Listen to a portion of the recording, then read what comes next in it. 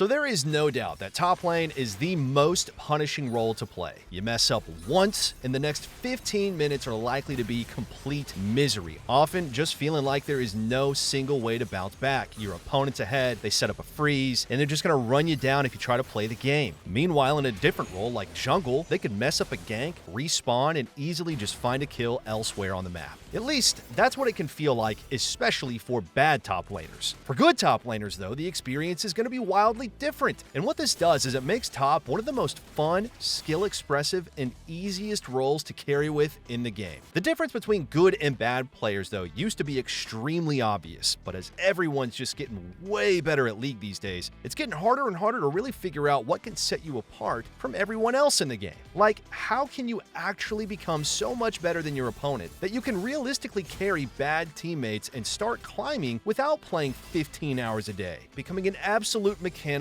monster who has perfect understanding of every single matchup and so on and so forth? Well, you're about to find out exactly what that difference is and whether you're a good or a bad top laner. Now, on this journey, you're going to learn some of the most game-changing tips imaginable that will immediately level up your game so you can start climbing starting today. Now, we promise you will not be disappointed, so let's get straight into it. A huge, glaring issue that we've noticed from a ton of players is how no one is adapting to the wave control changes that Season 15 introduced. Wave control completely changed when Riot buffed the damage minions deal to other minions. Now, if you don't know how these changes impacted wave control, here's a brief breakdown first to explain it all. The change is technically pretty simple. Minions just deal more damage to each other, which was an attempt to reduce the effectiveness of wave strategies like freezing and slow pushing. Think about it all like this. If both waves are hitting each other in a neutral state, then it doesn't matter too much if both waves got their damage buffed. Basically, their buff damage is canceling the other side's damage out, so neither wave is getting a huge push advantage in the new season. But that's only relevant if the waves are left alone. Obviously, in lane, there's two champions fighting over the minions. So a really common occurrence is that one champion gets creep aggro when they harass their opponent, and that is what changed dramatically in Season 15. Remember, the buff damage from minions only gets canceled out when the waves are actively hitting each other. But if someone draws aggro from the minions, then the other side's buffed damage isn't being canceled out, and the wave will push extremely fast towards the other side now. This is why freezing and slow pushing have been nerfed so much. Basically, imagine you're building a slow push as a ranged champion. A common tactic is to hit your opponent as they walk up to CS, but doing so now will cause their wave to aggro you. Without their wave canceling your wave's damage out, your slow push's buff damage completely overwhelms the enemy wave, causing it to push much faster into your opponent, giving you less time to get value out of your slow push. This is a massive change in how wave control plays out, but the most common occurrence players are still not playing around happens precisely on the second wave. Most top laners know how everyone talked about 3-wave crashes in the early game before. Cheater recalling was a super popular tactic, and a ton of early game strategies revolved around crashing the first 3 waves. This has now changed since Season 15. Due to these minion changes, if you take even just a couple of small trades in the early game, then you're drawing creep aggro, causing your wave to push much faster into your opponent. And as a result, second wave crashes are way more common, which leads to a huge issue many players are currently not even aware of. In fact, the issue is so new, even higher elo players are struggling with it right now. So to sum all this together, let's review a game from a Grandmaster's elo Poppy to show you what we mean. This Poppy is versus Whippo, one of the best top laners in NA, and she even has a great start to the lane phase. She gets the early push in the matchup and baits out his Q with great spacing, and now with control over the wave, she can play extremely aggressively, forcing trades constantly. But we'll soon see the problem that we just discussed. During this trade, Poppy gets creep aggro, so her wave is hitting the blue one, while the blue side minions focus her instead. This causes it to push extremely fast, resulting in a second wave crash. Now, it isn't the end of the world yet, but Poppy is about to make a huge error. She goes to ward while the wave crashes, which is usually not a bad thing to do, except on this specific timer. The problem is that the third wave now crashes like this. We cannot stress how awful this mistake is. Due to the even minion rule and how close the wave is to Mordekaiser's tower, it's extremely hard for Poppy to contest wave control right now, which is absolutely terrible, as players hit level 3 on the first 2 melees of the third wave, which Whippo is immediately aware of. giving him a great trade opportunity versus Poppy with his level lead. Not only that though, it even gets worse. You're also handing your opponent a slow push on the 4th wave, which is the wave where you get level 4. So you're literally handing the enemy top laner wave control on 2 different level up timers, giving them a colossal advantage over you for this period of time. Now, needless to say, the lane is going horrendously for Poppy, and she's forced to recall at a terrible time despite how well she played early on. It all stems from this second wave crash here, which is way more common in Season 15. So the question really comes to, what are you supposed to do about it? Good top laners know the solution to the second wave crash that you need to learn, or you're going to end up throwing your lane like Poppy did. It's actually extremely easy to fix too. Here's how. Like before, Gwen has wave control over Garen and pushes aggressively early on. She crashes on the second wave, but there's a key difference between what she and what Poppy did. The trick is that while there's a wave at your opponent's tower, they're going to be busy last hitting. You should use that time to begin hitting one of the minions in the incoming wave. As you can see, the wave is eventually going to crash exactly where it did last game. However, the difference this time is that Gwen has already dealt some damage to these melee minions. So instead of Garen being able to contest level 3, he has to respect the fact that Gwen is about to level up first instead. Now Gwen continues holding pressure in lane instead of conceding it. From here, your best choice is to usually slow push until the 4th wave arrives, and once that gets there, you can fast push and look to crash. Again, your opponent won't be the one getting level 4 first, it's going to be you who held priority the entire time, giving you tons of pressure during each early level up timer. Alright, so good players have clearly figured out how to play around this timer, but great players are a step ahead of even that. So let's take a look at a final example of the exact same second wave crash from another Gwen versus Ambessa. Like before, Gwen pushes quickly and crashes the second wave. She quickly goes to ward, but you can see that she's rushing back to lane, so she can damage the wave like we saw before. However, Ambessa is a step ahead of her. Notice that she's holding her Q even while missing CS. This is an insanely good play from Ambessa, purposefully conceding CS to hold her Q, which all is preventing Gwen from walking up. She also walks forward, past the wave, to make sure Gwen can't do anything. Because Gwen has to respect Ambessa's Q, she's forced back at this crucial time. And because Ambessa denied Gwen from hitting the wave, we now have reenactment or copy of the very first scenario, where the player with the wave closer to their tower ends up having the advantage. Ambessa uses this timer to play extremely aggressively. Like before, Ambessa has control over the wave at the levels 3 and 4 timers, giving her a huge advantage in that lane, all thanks to her extremely heads-up play on the second crash. As you can see, there are a lot of levels to the second wave crash, so regardless of what elo you're going to be playing in, there's always going to be a way to improve on it so you can take the advantage over these crucial early waves. Honestly, a lot has actually changed in Season 15 for top lane, more than people realize. That's why we worked with Chippies this season, who has reached Challenger in 5 regions and been the literal rank 1 Challenger player multiple times on different ladders to create our brand new complete top lane essentials courses, teaching you everything you need to know to climb this season. We have 6 new courses just for top lane, covering matchups, trading, wave control, macro, and so much more, along with the full skill cap catalog of world-class courses, including our all-time most popular course, How to Reach Diamond in just 30 days as a top laner. There's no reason not to sign up to skill cap today, absolutely risk-free, with both a 14-day money-back guarantee and a rank up at least 5 divisions or pay absolutely nothing policy. Our service has to work or we wouldn't even exist. So join our community today and start rapidly climbing instead of being in the slow lane like literally everyone else in Season 15. Check us out right after this, and remember to use our special discount link in the description below. Alright, so next up is a concept that many players don't think works anymore, and honestly it's for good reason. Everybody knows about this. We're talking, of course, about abusing level leads. The super simple explanation of abusing level leads is, of course, you track your experience, you wait to hit your level spike, and then you immediately trade with your opponent. This used to be one of the best tips we gave at Skill Cap, which our audience consistently praised as the most helpful. Times have changed though, and instead, it's a concept that really doesn't even feel like it works anymore. Everyone is super ready for it, as it's such an obvious thing that everyone does. Am I right? right? Well, not really. It's only the bad top laners that struggle to pull this off. Good top laners are consistently winning lane in the first 3 levels by cranking up the skill required to execute this concept. So let's take a look at what I mean here. Here we have our bad Aatrox player in Platinum Elo against a Renekton. At level 1, Aatrox gets a minion advantage of 1 caster minion over the Renekton. This is great. Aatrox has done well so far and is clearly trying to gain an experience lead. Now though, let's pay close attention and try to identify the biggest mistake Aatrox makes to throw away this advantage.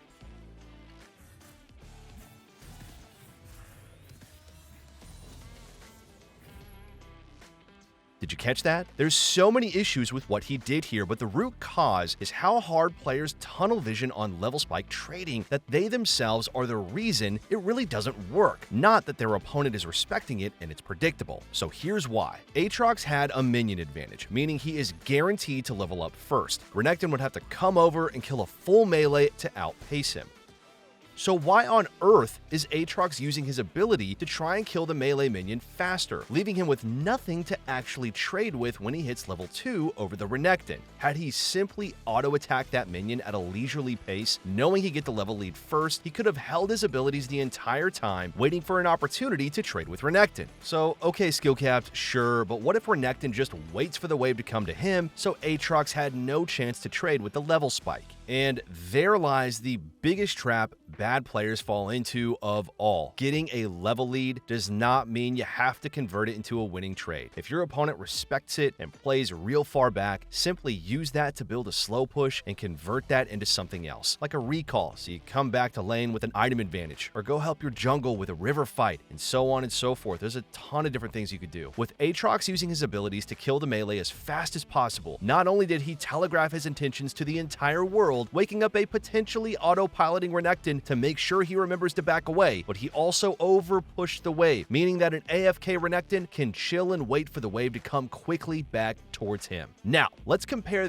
this to a good top laner. One of our challenger experts, Strompist, who's playing in Diamond Elo as Gwen versus Mordekaiser. The lane starts absolutely explosively as Mordekaiser tries to stat check Strompist Gwen at level 1. Strompist is able to acquire a very slight experience lead during the trades, but crucially has a significant health advantage to protect his slight XP lead with. So in contrast to our bad Aatrox player, look how Strompist doesn't use any abilities and simply uses auto attacks to get the level lead. By making this very simple adjustment, he's able to kill the Diamond Mordekaiser within seconds of the lane starting via an immediate level spike trade. Had he used his spells to push that wave to get the level lead instead, Strompus would have overpushed the wave, which would have allowed Mordekaiser to just walk away as the wave would have just been overpushed. As with anything, there absolutely is nuance to all these techniques we're talking about, which we teach literally all the time on our website, such as Strompus making sure he stood out of the wave during that early trade, so Mordekaiser's Q doesn't also hit his minions, using his movement to make his all-in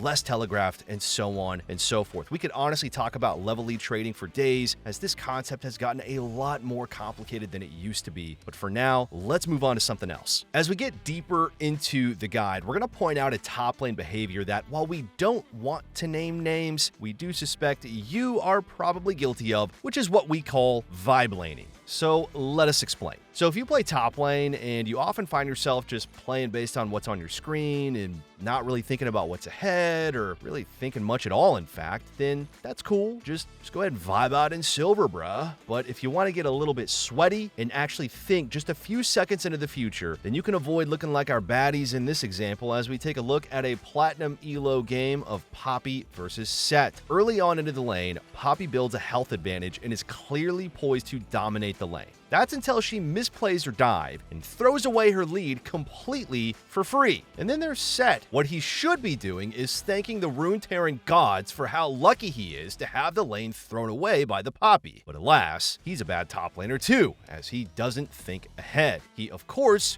greeds for another wave and then just throws the game right back into Poppy's hands. Not the best play to win the game, man, but honorable at the very least, right? Now, we're not even close to the worst thing these two Platinum Elo players do, though. As Set gets back to lane, Poppy went back to base to buy more items. One of the few and most important tools you have at your disposal as a top laner when you're losing is the power of minion waves early on. And you should really focus on the fact that it's very common after you die that your opponent will have based like Poppy has here, leaving you alone in lane. Being aware and constantly thinking about who is currently stronger in lane in this case is crucial. Obviously, Poppy is definitely ahead of Set after that last kill. So as the player who's behind, in this case Set, you never want to have the wave pushing away from you when you're weaker than your opponent. This is when top lane truly feels like a nightmare. So, since Set is alone in lane right now, all he needs to do is focus on building a big wave to crash into Poppy's tower. Then he can recall while it bounces back and play on that timer instead. But we are sure you can guess that is not what's about to happen. As Poppy gets back to lane, Set should be thinking ahead and abusing the fact that the wave is closer to his side of the lane to build his slow push. Instead, he's just,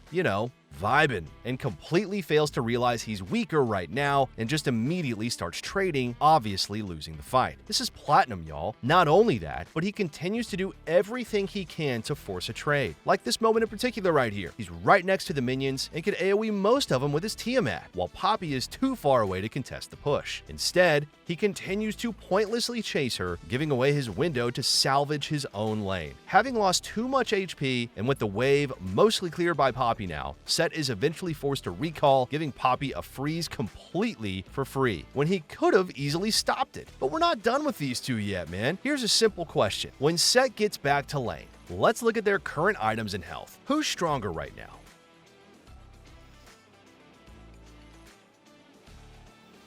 The answer should very obviously be Set. Although Poppy managed to earn a decent experience lead, she hasn't based and is down a ton of power currently. Luckily for her, Set is still afraid of her and isn't willing to play too aggressively just yet. So it all comes to this moment in the lane. If you were Poppy, what should you do right now?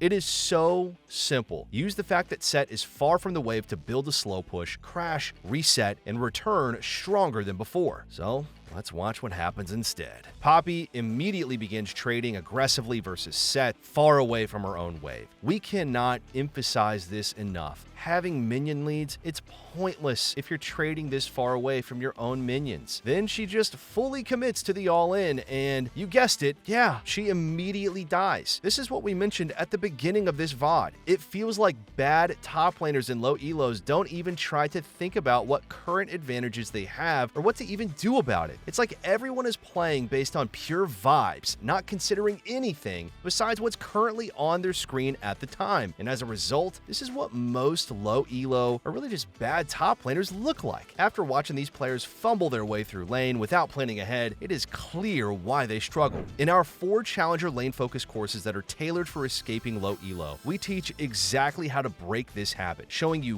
when to push, when to reset, and how to recognize power spikes in real time instead of just ping-ponging advantages. You're going to maintain consistent leads with these courses. So check out the discount link below if you're ready to stop vibing and start climbing. So now after those depressing matchups, let's watch some good top laners use this knowledge to outplay their opponents. We'll have a very similar situation to what we watched before. Rumble uses the fact that he's running Ignite versus Fiora and outplays her to score an early kill. Obviously, this is not a great situation to be in as Fiora, as Rumble now has an item advantage over her. But as you should know, she at least has the benefit that she's in lane alone and can guarantee building a slow push after teleporting back to lane. Now, all she has to do is use this slow push to crash the wave at Rumble's tower, reset, and come back with comparable items. This is a pivotal moment in the lane. Fiora actually has the experience lead right now thanks to her slow push despite her death. The correct thing to do right now is to play aggressive on this level up timer to prevent Rumble from contesting her push. And that is exactly what she does. And she's immediately ganked and dies. This was a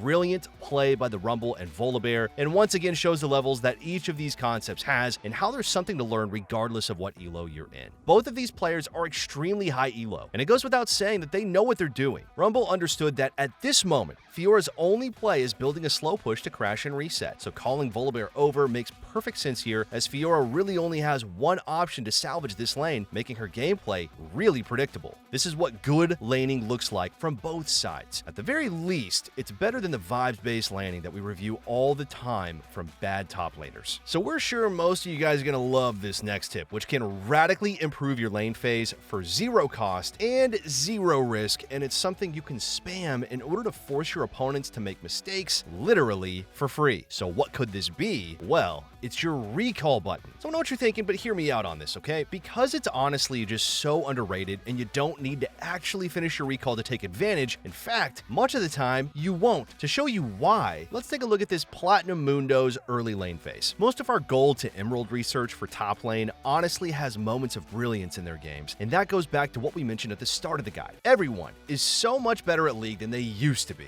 At a lot of things, anyway. This Mundo used the threat that he's rotating the grubs to bait Darius outside of his wave while he had a level 6 to 5 lead. Once Darius was far away from the lane, that's when Mundo turns around to take advantage of having his ultimate over Darius to score a very nice solo kill. And that's where the good plays end, as Mundo is about to make a ton of mistakes to throw away that lead. First of all, after killing Darius, you should always prioritize your own lane over anything else. Mundo's team died at the grub fight, leaving us with this situation. Now, we know it feels bad to hear this, but Mundo's wave is pushing away from him right now, and there's only a single grub left. You should 100% prioritize fixing your own lane in the early game over grubs, as gold and experience is way more valuable than a single grub at this point of the game. Instead, Mundo commits into stopping Nefiri, wasting a ton of time to do so. Luckily for him, he had just enough time to get back to lane and crash the wave. Now he can recall and be totally fine. Except that's the last thing on Mundo's mind. The only thing he cares about is greeting for a turret plate, giving Darius enough time to get back to lane. Now Mundo is in some serious trouble here, as he's stuck at half health versus a Darius who's fresh off his base. Somehow, even after all of these mistakes, Mundo is not completely toast just yet though. He still has a very simple trick he can use to salvage everything, and it's abusing the threat of that recall button. So let's think about this. One of the biggest crimes bad top laners commit is letting their opponent just chill and not have to make too many decisions. So when Darius has the wave in this spot, for example, what do you think Darius is thinking here? Probably not much, right? At best, all I need to think about is Mundo no base yet, golden pockets lots, me nearly 6, Mundo health half. Whereas if Mundo simply just walks into a brush to threaten a recall, suddenly Darius needs to think about, oh, is Mundo recalling? Is he baiting me into a gank? Should I fast push and base before he returns, or is slow pushing going to be better here? And so on and so forth. With Mundo simply threatening a recall, he forces Darius to actually make a decision based on what might happen rather than just letting him chill there. This simple but stupidly effective technique forces your opponent to make way more mistakes than they otherwise would have. Instead, Mundo just chose to strafe around in Darius's vision, keeping things nice and simple for Darius. So Darius just took his time, got to level 6, munched some plants, and walked up to him and killed him. Crazy, right? To show you how effective the threat of a recall can be though, let's leave this and let's take a look at a Mundo versus an Aurora, which is a miserable matchup early on. But we're going to be viewing it from Aurora's point of view here. Players learning League often have a really hard time viewing things from their opponent's perspective. Hopefully, this should help you understand why recall threats are so effective. The early lane goes as you'd expect it would, with Aurora pressuring Mundo on every last hit, slowly but surely building a CS and a health lead. With the wave bouncing back a bit though, Aurora finds herself in an interesting position. First, imagine if Mundo walked up and stood behind his minions. That would make Aurora's decision-making extremely easy right now. She would just slow push and keep harassing as she had been. But Mundo stayed back in Fog of War, indicating that he's basing, which sends Aurora down multiple theoretical paths that she has to consider. Wait a minute. If he comes back with items, am I still gonna win a 1v1? Well, maybe I should fast push, so Mundo misses these minions if he bases. Wait.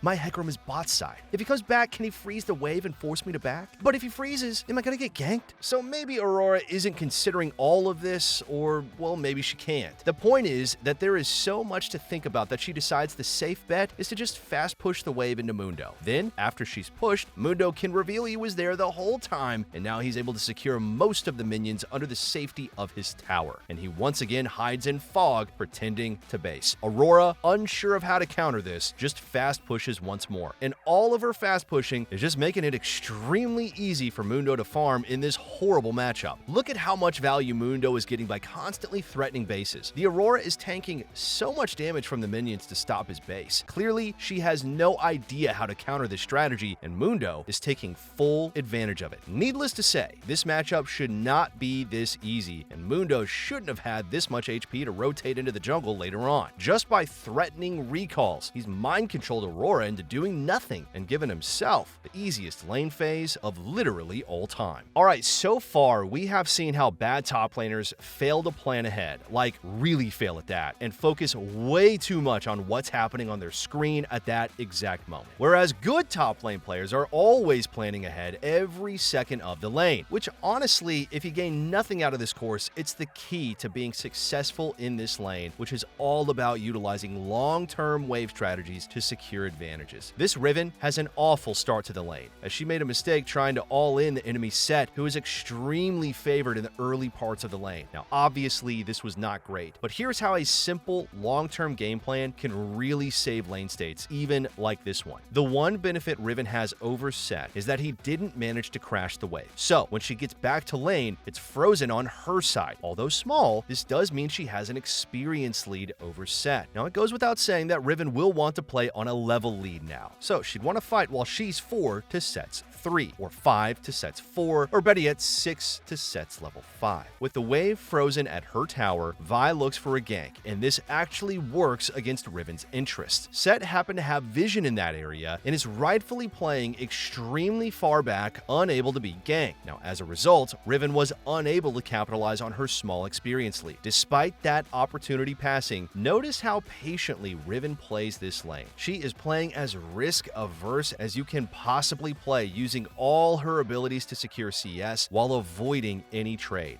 This is how good top laners operate. They don't mindlessly fight based on what's in front of them. Riven knows a level advantage will happen eventually, and she wants to be ready for it with full HP. This is especially true because of her rune setup. She's running Conqueror versus Hail of Blades, indicating she wants long trades, versus Set's rune, which benefits shorter fights. When running runes like these, staying at full HP and hard forcing a longer fight will almost guarantee you win your trade. Again, just watch this video in our course if you want to learn much more about that, as there's obviously a ton to this. But anyway, not only does she preserve her health, notice how she's sacrificing a bit of health, tanking minions to hold the wave right outside her tower. Again, this benefits you if you want a longer trade, as your opponents will have to run much further back to get to the safety of their tower. The icing on the cake in this long, drawn-out game plan happens as the wave that's going to grant her level 5 arrives. Set, who is still in a position of power, is playing extremely aggressively on the wave, denying her the ability to walk up. Not a single bad top laner would ever willingly concede a cannon minion while they have full HP, but Riven has been setting up this play for too long to throw it away for a single cannon. She lets Set think she's still afraid of him and plays far back, continuing to count on her long-term plan. Now that she's a single minion away from victory, she finally walks forward, pretending she just wants to go for this melee last hit, but that's when she surprises him with her level up timer. Now, to be clear, here is how close Set is to level 5. That's the margins that good players have to play at to be successful at a high level. From here, the fight has already been decided. With Conqueror versus Set's Hail of Blades, all she has to do is prolong the fight as long as possible, gaining long-term value out of her rune, guaranteeing that she gets revenge for her earlier death. To contrast, here's what bad top laners look like trying to apply a single one of these concepts. Take a look at this Platinum Vladimir versus Garen's lane state. He's got a massive health lead over Garen. All he has to do is hold the wave to freeze it like Riven did, and he just lets it crash, letting Garen get away unpunished despite being in a horrendous lane state. I'm Vladimir. I'm not going to remotely think about the idea of winning my lane. I'm just going to let this wave hit my tower and farm. Everything's great, and at best, I'm choosing to go even. Good luck, everyone. Better yet, remember how Riven patiently waited for over a minute, constantly conceding CS for the perfect lane opportunity? Embarrassingly, let's watch how far a Platinum Riven thinks into the future here. For whatever reason, she used both her Q and her E to damage the wave as it came into her, rather than just auto-attacking it. So as the next melee gets low, she's got no spells left to use, versus Garen, who has everything up right now. What do you think she's gonna do? That's right, she's going to sacrifice her entire health bar to secure 21 gold, instead of actively playing for the level 3 advantage she was about to have over Garen. Alright guys, I've had just about enough of this. We hope all of you are left feeling good after watching this guide, and you're going to feel even better if you join our community and access our full library of world-class guides, come on man, that are helping tens of thousands of students climb every day over at our website at SkillCap using the special discount link below. You cannot go wrong. Thanks for watching everyone, we'll see you next time.